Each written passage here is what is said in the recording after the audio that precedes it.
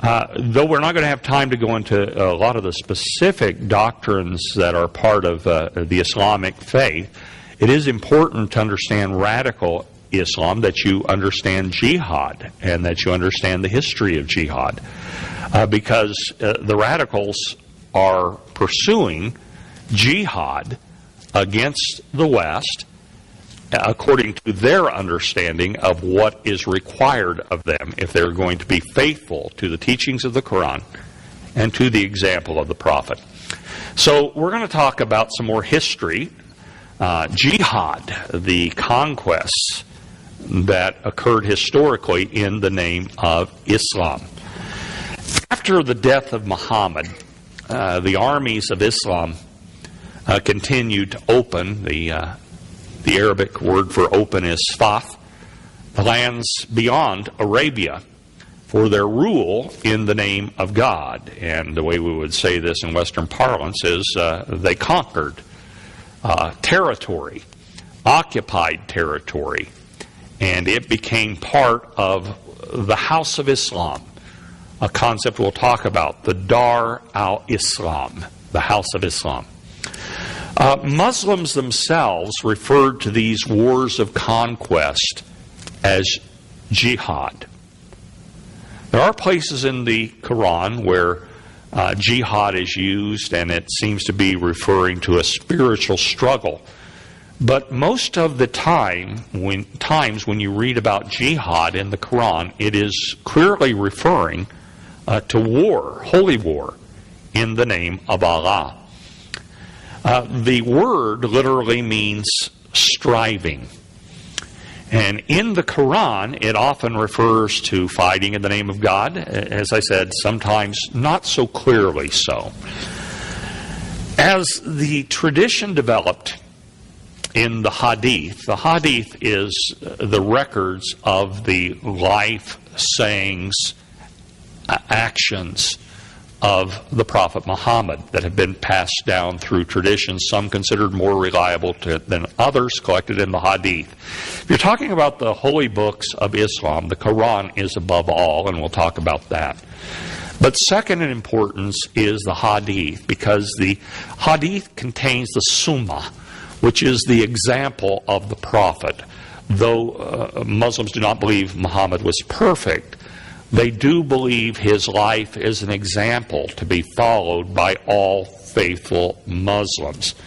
And they believe that his example is contained in these stories, these traditions that have been passed down and which were finally assembled.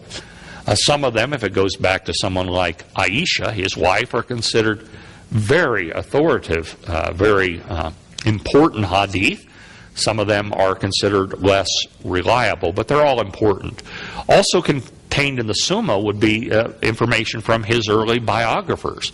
Now, apologists for Islam would not want you to read those, because they're certainly not a politically correct version of the Prophet's life. They would prefer you read Carolyn Armstrong's story of Muhammad. She is an apostate Catholic nun, and she wrote a book, Muhammad, a Prophet for Our Time, and the apologists for Islam would prefer that you read that version, even though the oldest biography has always, until modern times, and the need for Islamic apologists and apologetics, has been considered a good source of information to glean the information you need to follow the Sunnah, the Prophet's example. Jihad mainly, historically, has meant fighting in the name of God.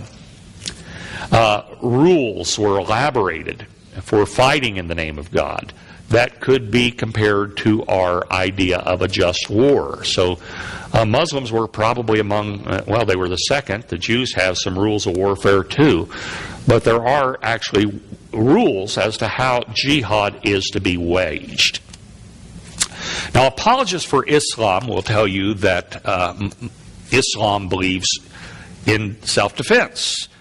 We had a former student of the college that returned to the college this year. He is Pakistani, but he's chosen to live his life in Saudi Arabia, and he was asked to speak to one of the classes there. And what he tried to say is that jihad has to do with self-defense. If an Islamic country is attacked, it has a right to defend itself. If a Muslim is attacked, they have a right to defend themselves. And very kindly, I challenged him on this because, of course, Islam never would have spread outside of the Arabian Peninsula had that been true. Because jihad was not waged against the Sasanian Empire and the Ottoman Empire because they had first attacked the Islamic house, the House of Islam. Offensive warfare came out of the Arabian Peninsula.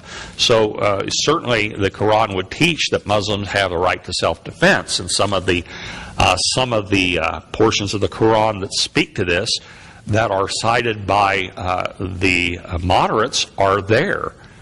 But they have a historical context as Muslims begin to be attacked. Before they had submitted, Muhammad now revealed that it was not appropriate for them to submit to persecution, that they could defend themselves.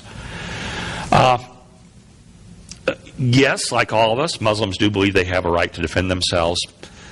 But it should be remembered, and I'm quoting here from one of the sources I've quoted earlier, Shepard, that Islam spread throughout the Middle East, North Africa, Asia Minor, and finally to Spain and the West, and to India in the East as a result of aggressive, offensive campaigns.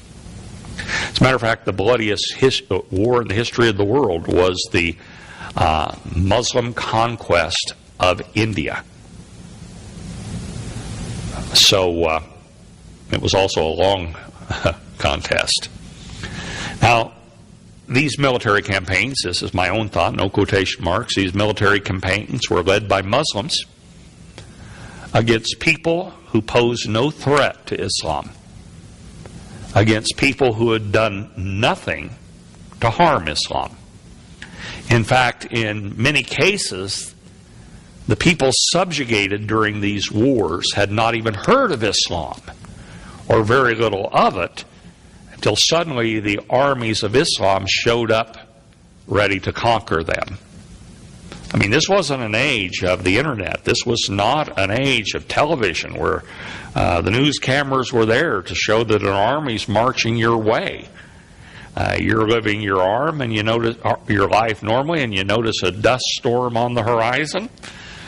And maybe you send out riders to see what's going on when you see it's not coming in the way dust storms normally do. And you get to the top of the hill and you realize, good grief, there's thousands of armed men coming against our city. And that was the way many people first heard about Islam. The leaders of these aggressive military operations referred to their military campaigns as jihads.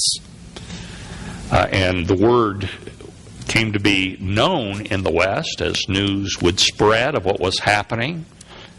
And the word jihad began to be a word that caused fear in the hearts of those who heard that the armies of Islam were approaching.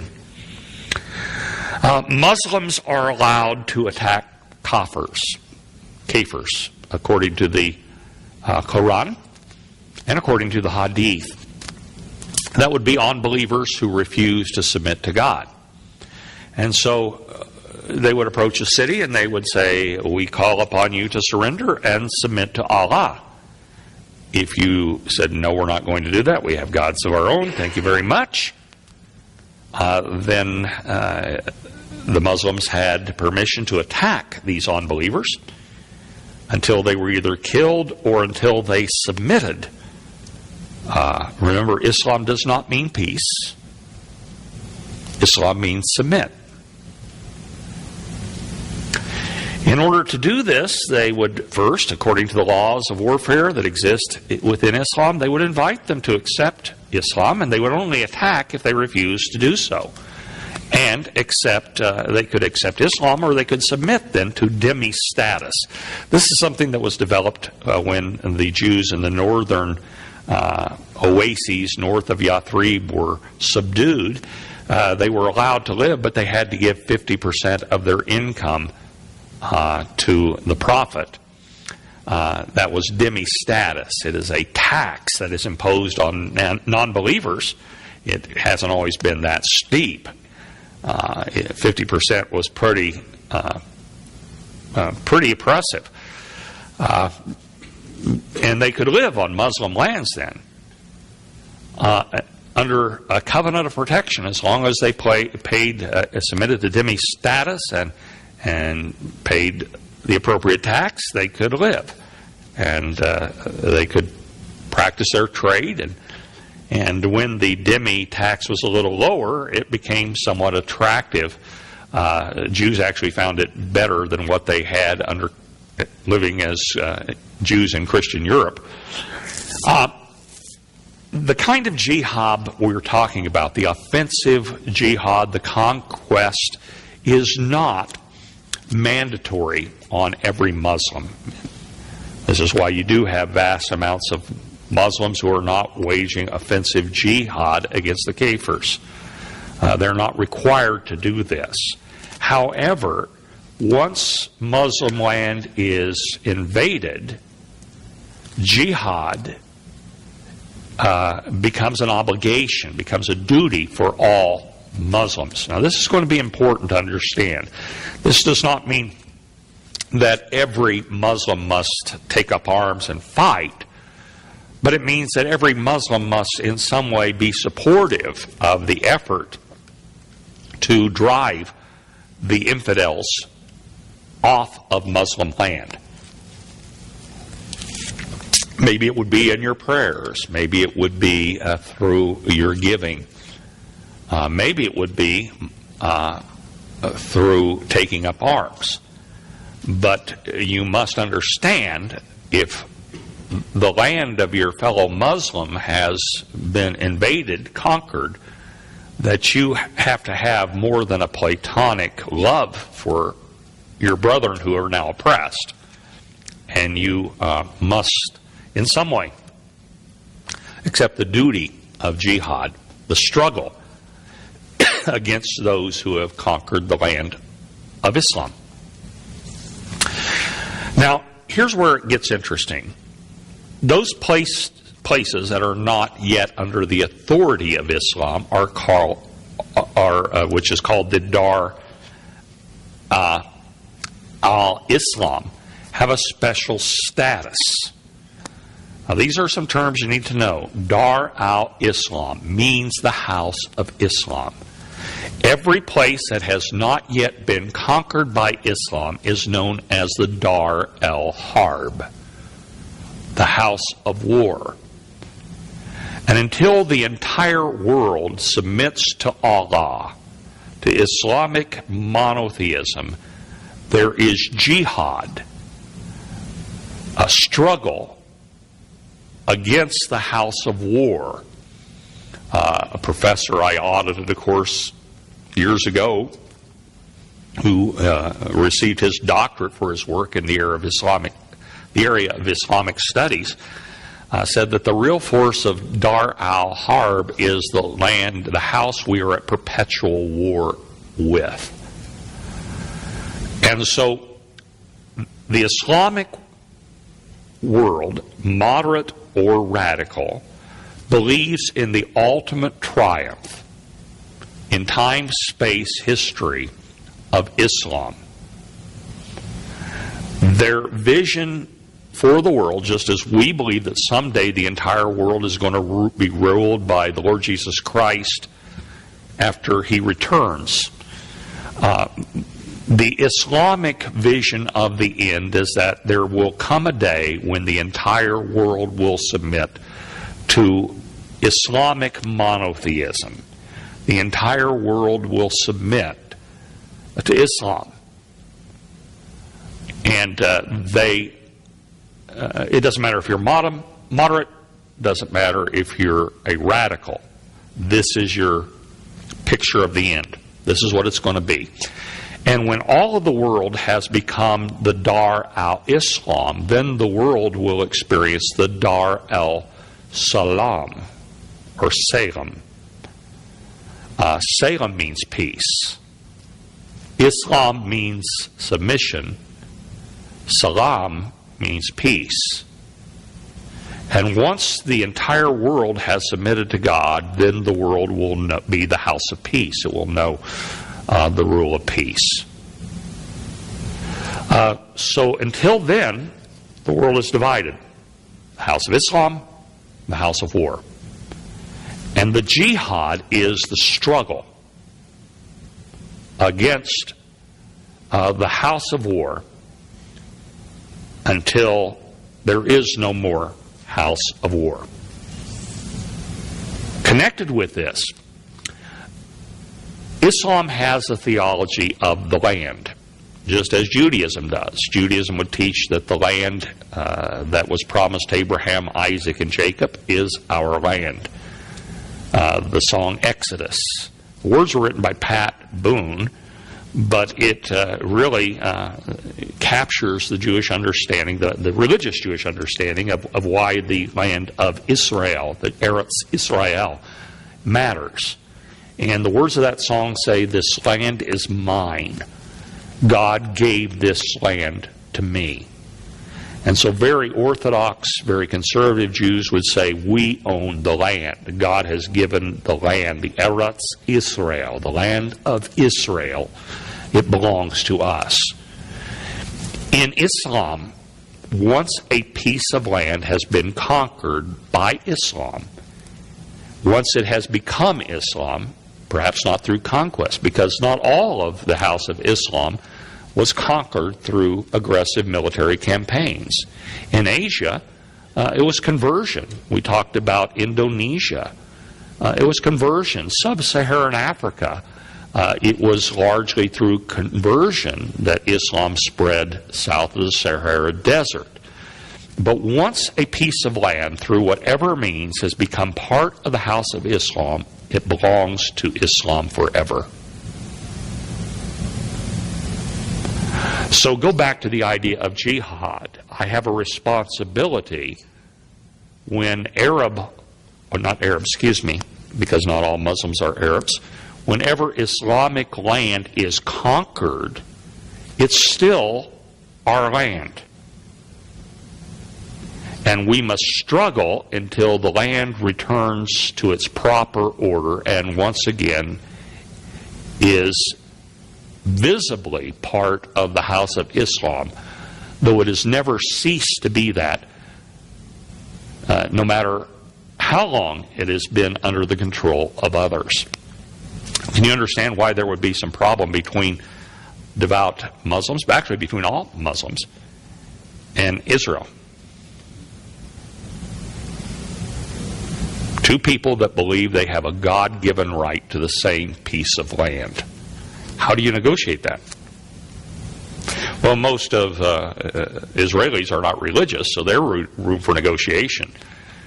And I frequent a liberal Israeli website, and that's what they want to do. But the more religious Jews, like Benjamin Netanyahu, would say there's no grounds of negotiation. We don't understand that, right? We are so secular, we think everyone thinks like us. So Muslims, but I have got ahead of myself here. Islamic apologists argue that Islam does not countenance the killing of women and children. So they would look at what's happening with ISIS, and they would say, we don't countenance this. Nor do we believe in forcing people to accept Islam at the point of the sword. Now, it is true that once Muslims conquered an area, once people had submitted to Islam, they were generally very magnanimous. And And generally speaking, they treated non-Muslim subjects well. That's why they were able to do so well in displacing the Byzantines or the Sasanians, is because they treated them better than they had been treated before, and the taxes were lower. And so they were often very magnanimous conquerors, usually so.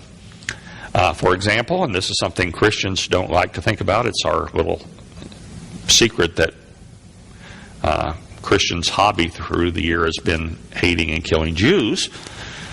But Jews generally fared better under Muslim rule than they did under Christian rule in Europe.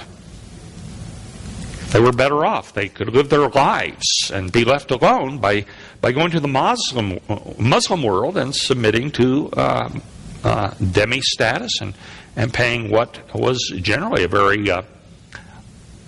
very low rate of taxation. They paid lower than what we pay, by the way.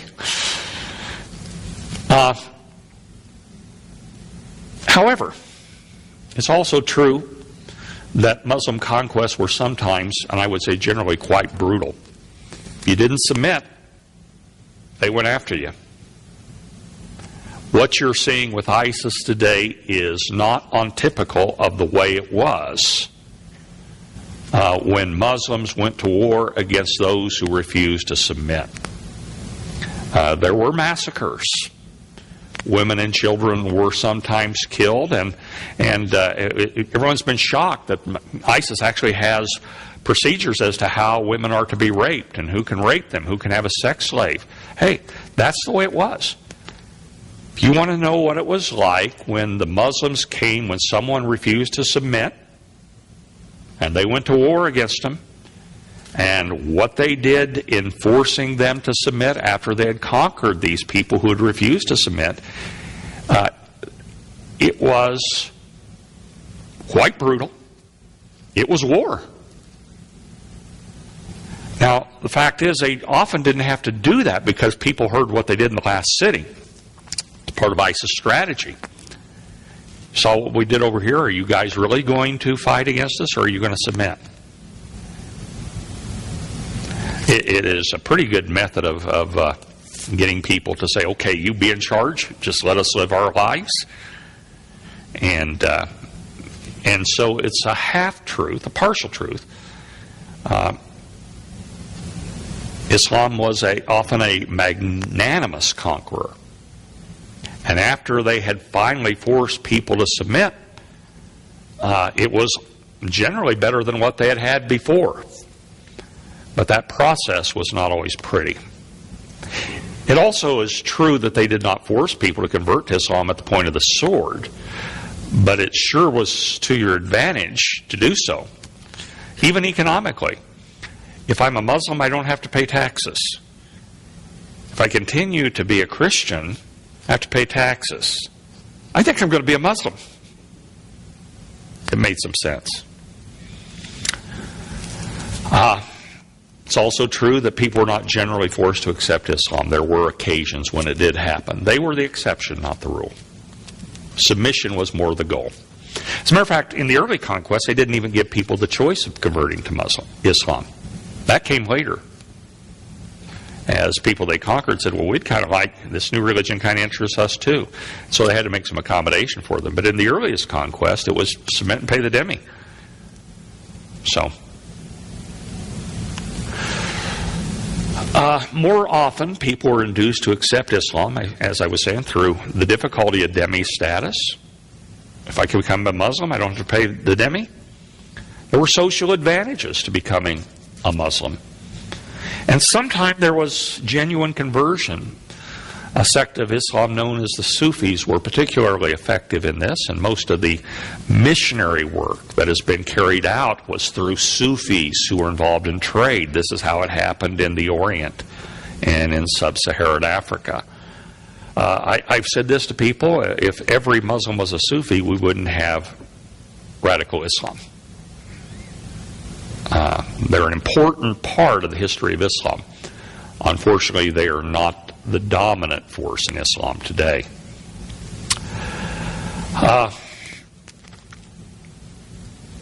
It's important to remember, as we talk about Islam, that Islam is no more monolithic than Christianity. If you say, what's a Christian? We kind of have to qualify that, don't we? Biblical Christian, we all know what that is. But if we're talking in the area of religious studies, over a third of the world's population self-identify as Christian. It's very diverse. Same is true of Islam. And so remember that even though we're saying some things that are generally so, some things that are universally held, Islam is not a monolith. There are 73 Islamic branches of the Islamic creed. The difference between them and Christian denominations is they have much more in common with each other than Christian denominations. The application of the prophet's teaching and the interpretation of his example varies from people to people, place to place. And so this is why not everyone is a radical. Some people would read a passage in the Quran and they would put it into its historic context and say that revelation was for then. Another person would say it's eternally timeless. Some would look at the prophet's example during his time in Mecca. Others would look at the prophet's example as he was leading armies into battle. There's a lot of opinion within the Ummah, just as there is a wide range of opinion within the visible thing we call the church. But by peaceful or by violent means, and everything in between, the early leaders of Islam were determined to conquer the world in the name of Allah. That's what jihad historically has been about. Now, along comes the Ayatollah Khomeini a few years ago, and he spoke of the lesser and greater jihad. And he said the greater jihad is the struggle that an individual Muslim has to be completely in submission to Allah. The lesser jihad is the battle to defend and spread the Islamic faith. But in saying this, the Ayatollah, if you read him in his context, he says that the greater jihad can only be fought after the lesser jihad had been accomplished. And so his idea is, first, Islam has to bring the world to submission to Allah. And then within the context of that, what next? Well, then we have the greater jihad then of being the spiritual quest. Although I would think that most of the world's Muslims would say my jihad is what the Ayatollah referred to as the greater jihad. I'm not trying to kill you. I do believe in the ultimate triumph of Islam, but I do not believe that is to be achieved through the sword. And we'll talk about that more this afternoon. Summary.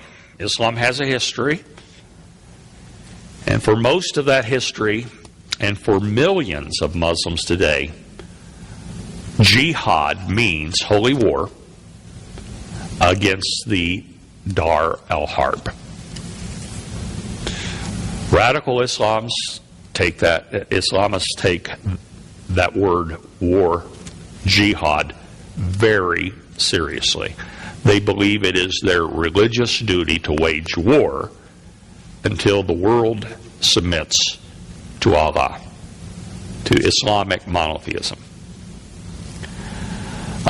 Muslims of all stripes understand that the struggle through peaceful or violent means will continue until the entire world becomes the Dar al-Islam. Warning, this does not mean that all Muslims believe jihad must be waged through armed, violent jihad. And fortunately for us, most are not doing that.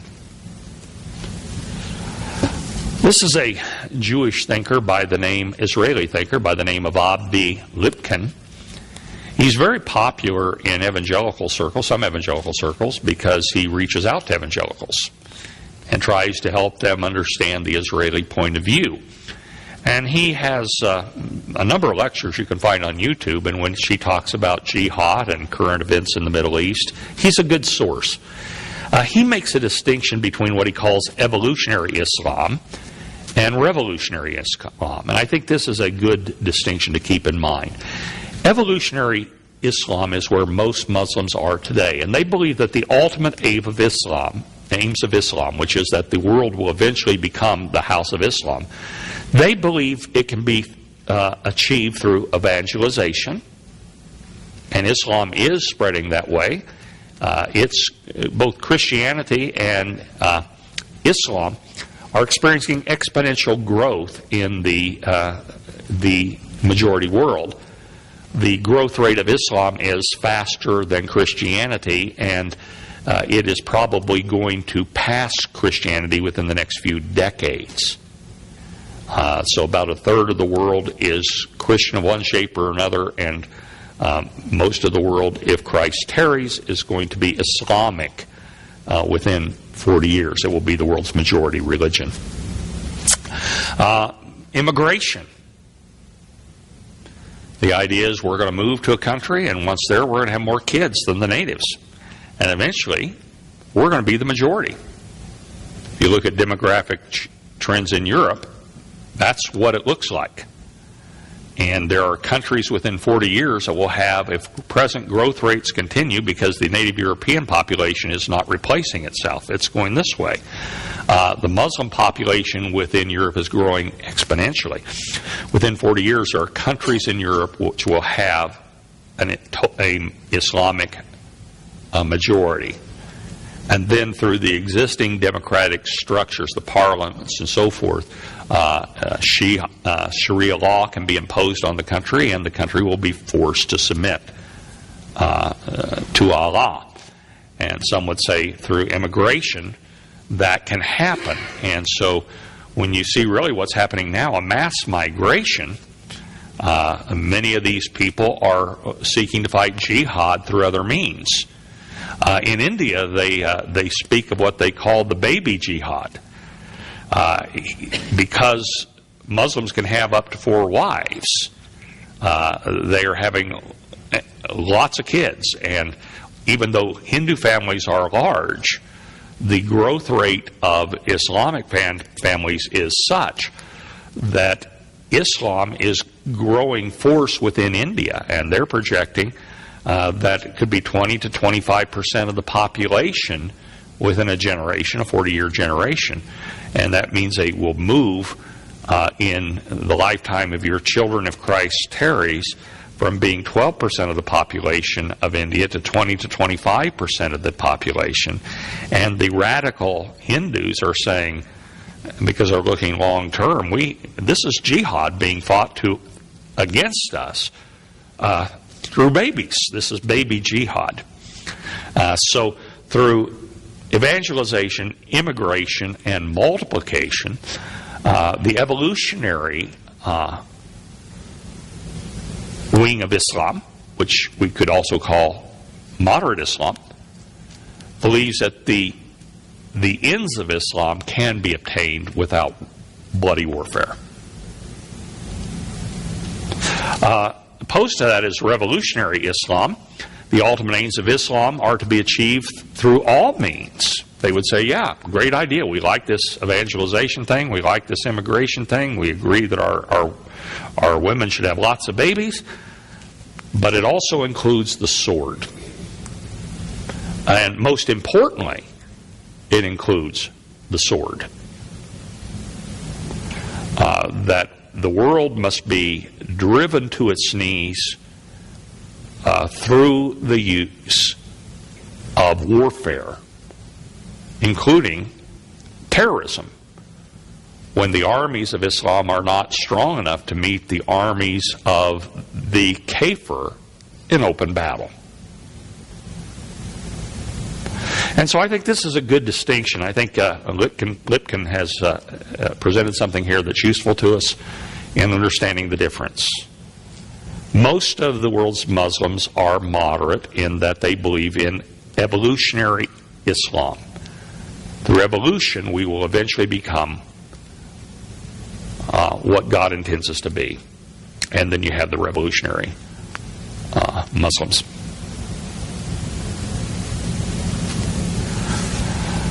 So you have a division in Islam. On the one hand, you have the evolutionary Muslims, who we refer to as the moderates. On the other hand, you have the revolutionary Muslims, whom we refer to as fundamentalists, Islamo-fascists. Probably the best term would be Islamists, but not all Islamists are revolutionary Islamists. So it gets a little confusing. Some are saying I'm more comfortable through moderate means, through a slow and gradual process. But some Islamists look like the guy in the picture there. So what you're seeing there is the faces of some Islamists who have a revolutionary approach. And notice their sides. Islam will dominate the world. Islam will dominate the world. Freedom can go to hell. Democracy is not part of the Islamic tradition. As a matter of fact, the idea of representative democracy is something that is a hard pill for Muslims to swallow, because in the Muslim frame of thing, law comes from God. What, you mean you got places that write law? Who do you think you guys are, God? Now, some Muslims, like the Muslim Brotherhood, talk about democracy as being a one-way bus ticket. That's what they tried in Egypt until they were overthrown by the military there. We won the election, now we're in charge. Now we impose Sharia on the land. We will not have another election. And so some radicals take that point of view. Notice some of the other signs. Sharia, the true solution. Freedom, go to hell. And this is in the Netherlands. Not a place you'd think you'd see a demonstration like this. Sharia for the Netherlands. Now, the interesting thing about this, I always notice this in protests, the difference between professionally made and homemade signs. When you see a bunch of professionally made signs, what does that tell you? Big money behind this thing. Community organizers behind this thing. Interesting. Let's talk a little history now. Divisions in the Ummah. The Prophet died. Most Muslims believe Muhammad did not appoint a successor. Those who believe that he did are the Shia. We'll explain that. Muhammad had 2 sons and 4 daughters, but none of his sons survived him. And he died without warning. Again, it was an untimely death. And they met together saying, who's going to lead the Ummah now? And a devout early convert and an influential leader of the Ummah who didn't want the job himself, Umar ibn al-Khattab, said we should appoint Muhammad's best friend, his father-in-law, the father of his favorite wife, the child bride Aisha, Abu Bakr. He was with him during the Hijrah, and he should be the successor to the Prophet. And everyone, he was the unanimous choice. As you can see, he only lived another 2 years after he became the first caliph. He was the first of what are known as the 4 rightly guided caliphs. He is reported to have said when he was appointed to the job, okay, I'll take it, but I only want you to obey me as I follow Allah and His messenger. So he said the standard I want to be measured against is the Quran, which is the very word of Allah, and the Hadith, or the Sunnah rather, of the Prophet, his teaching and example. And soon after assuming power, Abu Bakr did have to deal with some problems. There were a couple of copycat movements. Someone saw the success that Muhammad had, and they claimed to be prophets too. And they had established themselves briefly in the peninsula. That was a bad idea. The armies of Islam by this time were quite skilled, and they easily took care of those movements and killed those prophets. Some tribes, with the death of the prophets, says we're not going to pay our zakah anymore. One of the things that Muslims must do is pay 2% of their income. It went originally to the prophet for him to distribute to the poor and needy. And there is a line: if you are too poor, you don't have to pay it.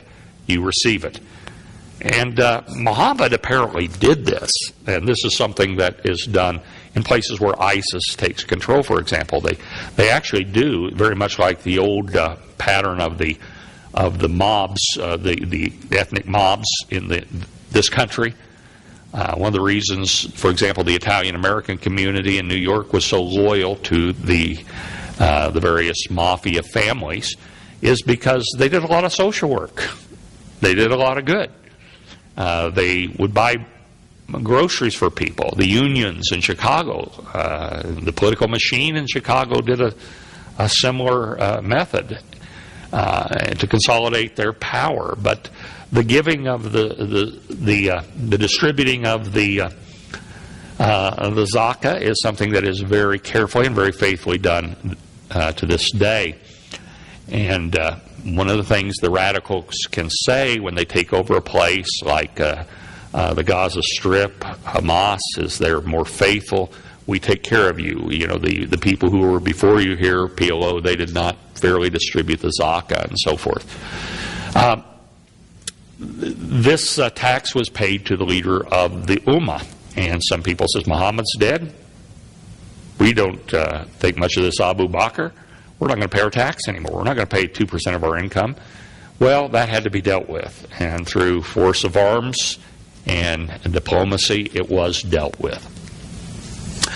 During Abu Bakr's brief rule, the remainder of the Arabian Peninsula that had not been conquered by Muhammad was conquered. So you have what we saw on the map earlier, the blue area. All that was conquered within 2 years of the death of the Prophet. Unlike Muhammad, though, Abu Bakr realized, I'm getting old, and he appointed a successor, Omar. Omar had been with the Prophet from the beginning, too. He would have been a faithful follower, a valiant warrior, very greatly respected. And again, no one disputed Omar's right to be the successor. He was the second rightly guided caliph. You can see there he lived a little longer. He lived 10 years. Very important person. The armies of Islam, by his time, conquered Syria, including Jerusalem. They swept into Egypt, conquered Egypt. They conquered Iraq. And they were moving into Iran, into the very heart of the Sasanian Empire. And during his time, precedents were set as to how conquered lands were to be administrated, how they were to be taxed, and so forth. So he set important policy that remains to this day when you come to groups like Al-Qaeda and what their thinking is, and ISIS, which is actually trying to establish a caliphate. Omar, though, was assassinated by a Persian slave. The wounds were mortal, but not instantaneous. On his deathbed, he realized he was dying, and he chose 6 devout men and says, why don't you choose from yourselves one who will be the next successor? And they chose Uthman ibn Affan. Now, interesting choice. There was one tribe in Mecca that had really opposed Muhammad. And they were the last of the tribes to really submit to his rule. They were the aristocracy of Mecca. These were the ones Muhammad had fought against. Uthman just happened to be a member of that old tribe.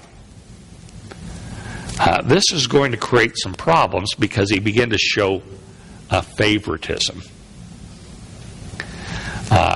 He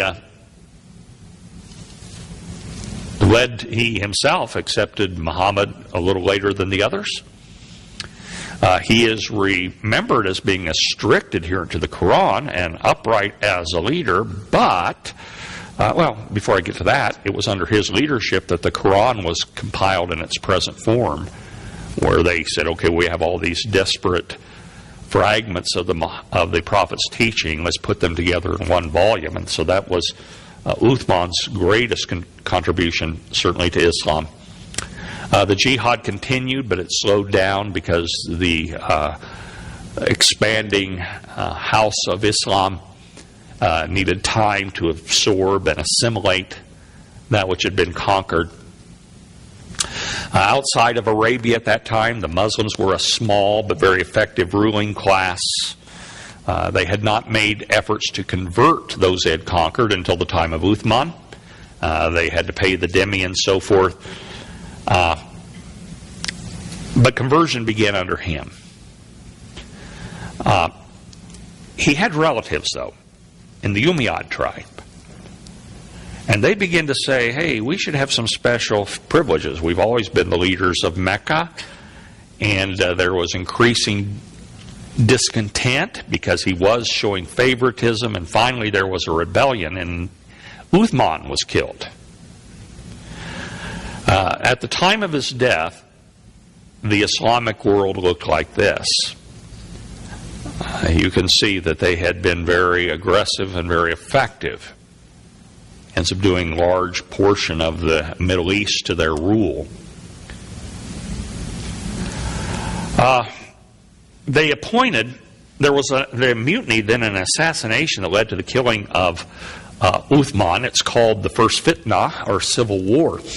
And at this point in time, there was division. Ali was appointed because he was one of Muhammad's best warriors. He had been with him from the beginning. And he was also Muhammad's son-in-law.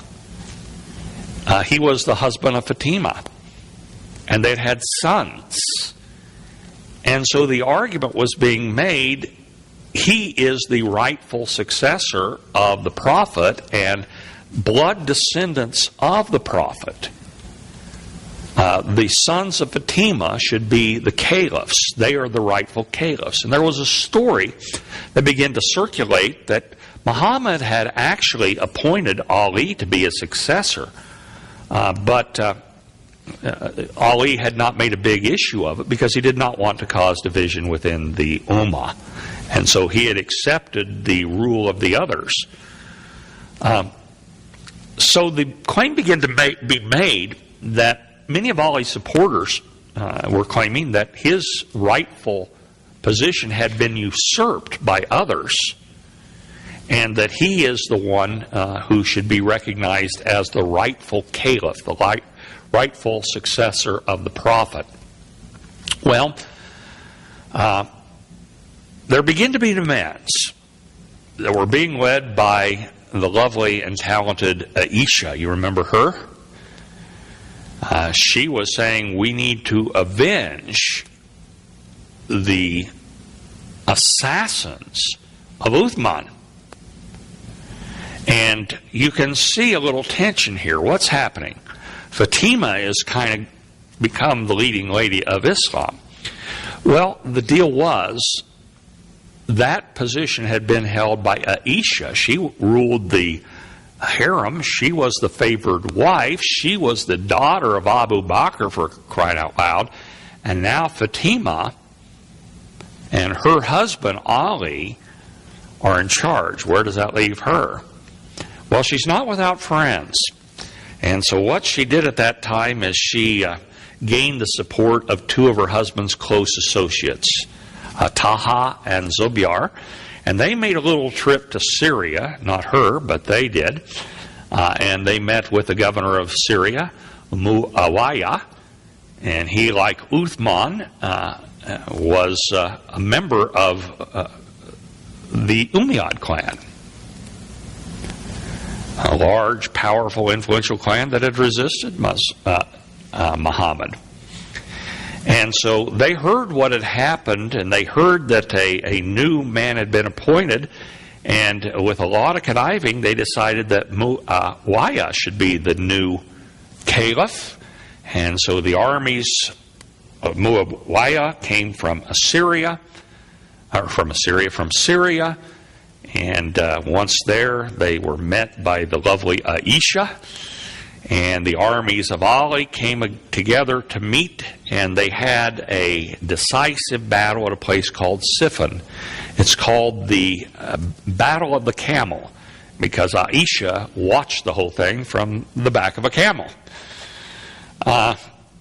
Ali's forces were winning. And it looked like the Syrian opposition was going to be put down when they came up with a brilliant idea. They put Qurans on the end of their spears and held them up and began to call for arbitration. Well, this put Ali on a spot, and he was forced kind of by clamor among his own troops. We can't attack them. They got the Quran for, they're asking for arbitration. And so the battle came to a standstill, and Ali was kind of forced to submit to arbitration. Some of his followers says, "What are you doing?" And they broke off and rebelled against Ali. Then they became known as the Kharajis. This sect of Islam eventually died out, but Ali had to go against them in battle because they were mad at him and ready to do war against him because he had submitted to arbitration. And Ali defeated them in battle, but unfortunately one of the rebels got close enough to Ali to assassinate him. With him gone, Muawiyah was able to gain recognition as the ruler of the entire Ummah, and this was the beginning of the Umayyad dynasty that lasted until 750. It's interesting to me that within a generation of the death of the Prophet, Mecca was once more being ruled by the very people who had been in charge in the first place. Aisha had won. The widow now, Fatima, and her sons were on the outside looking in. So during the 9th and 10th century, there was a division. As some of the House of Ummah says, we don't accept the Umayyad dynasty. Forget that. We're going to stay with Fatima and her sons, the descendants of Ali, who are the blood descendants of the Prophet himself. They have the blood of the prophets in their vein. They are the right caliphs, the right leaders of the Ummah. And so you had division within Islam rather than unity.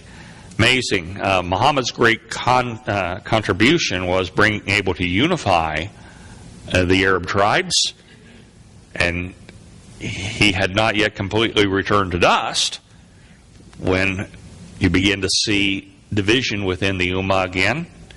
As the Arabs, one of the things that saved the Israelis for years is they've had trouble getting along among themselves. And so you had three Islamic sects. You had the Kharajis, and you had those who followed the Umayyad dynasty, who became known as the Sunnis. Sunnis has to do with the Sunnah, the followers of the apostles' example. And then those who followed the physical descendants of the Prophet through Ali became known as the Shia. Now, we're not going to go into all of that, but you hear about the Shia and the Sunni. A great deal of the problem we have right now in the Middle East is because the Shia in Iran want to become the power in the region. They've never liked the fact that the Saudis, who are Sunni, have controlled the holy sites, Mecca and Medina. And they have never really liked the fact that the Sunnis control the Islamic world. And so there is a long-standing feud between these two sects of Islam that goes back to the time of Ali, and two women instrumental in the whole thing. Isn't that interesting? Fatima and Aisha. Aisha won, but Fatima didn't go away. And the Shias became powerful in Iran. There is a swath of Shia all the way down into Iraq, all the way into Syria. To understand that particular conflict, you need to understand that Assad is a member of the Alawad group, and they're Shia. And what the Iranians would like to do is establish hegemony all the way from Iran all the way to the Mediterranean coast, so that this is their territory. They would not call it a caliphate because they're waiting for a guy to come along known as the 12th Imam. And we can't get into all that. It's just fascinating to get into Islamic prophecy. But what this does, it divides the Shia Middle East into two. You have Turkey, that's a Sunni area to the north. You have Saudi Arabia, Jordan to the south. And in between them you have the expanding and increasingly powerful, thanks to our Commander-in-Chief, Iranian Shia movement. And a lot of what's happening over there right now is about that. One of the reasons Turkey has been supporting ISIS, although ISIS just hit Turkey pretty hard because they're not devout enough, ISIS was created by Turkey and the United States and Saudi Arabia. We armed them, we trained them, we thought the enemy of our enemy is our friend. Turkey still supports them. We read that ISIS has all this oil revenue. Where are they getting it? Look at a map. ISIS is landlocked. Where's the oil going? How are they getting this billions of dollars of oil? Well, Putin told us it's going through Turkey.